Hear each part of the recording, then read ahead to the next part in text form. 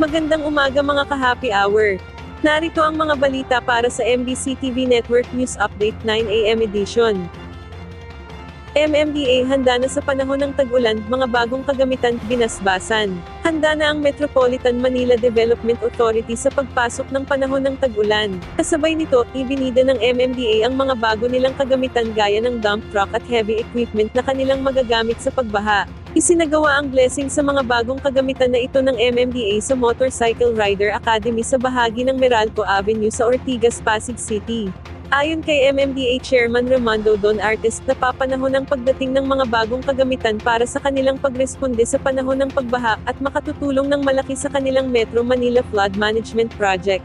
Inihalimbawa ni Artes ang karanasan ng Metro Manila sa nagdaang bagyong Karina noong 2024 kung saan maraming lokal na pamahalaan ang nahirapan na pag-alis ng mga basura sa daan.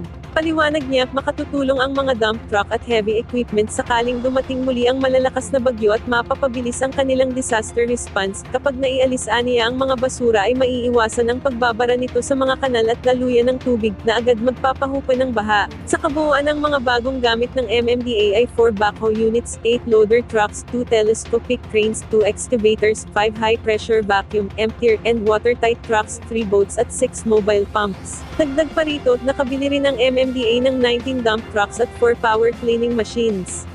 Ito po, naisipan namin na maganda.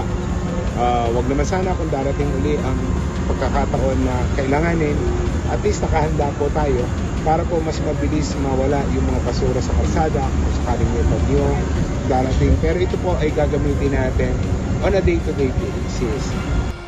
Samantala, serbisyo para sa OFWs palalalimin sa pamamagitan ng Balikbayani Center. Hihahain ni Albay 3rd District Representative-elect Raymond Adrian Salceda ang panukalang Balikbayani Center Act sa pagbubukas ng 20th Congress ngayong Hulyo. Layo ng panukala na magtayo ng mga Balikbayani Center o mga one-stop hub para sa mga nagbabalik na overseas Filipino workers at kanilang pamilya. Dito, ilalagay ang pinagsama-samang serbisyo mula sa Overseas Workers Welfare Administration, Department of Social Welfare and Development, Department of Labor and Employment, Technical Education and Skills Development Authority, Department of Trade and Industry, at Department of Health para sa kabuhayan, ayuda, training, at kalusugan. Magkakaroon ng reception desk sa mga paliparan at daungan gaya ng NAIA, Cebu at Davao, at full service centers sa mga rehiyon tulad ng Legazpi. Ayon kay Salceda, layunin ng panukala na salubungin ang OFWs ng may malasakit at hindi kalituhan. Papunduhan ito gamit ang umiiral na pondo ng OWA, DSWD, DOLE, at ng Office of the President. Inaasahang ihahain ang panukala sa July 22. At yan ang mga balita para sa MBC TV Network News Update 9 AM edition. Abangan ang mga susunod na balitaan mamaya para sa 10 AM edition.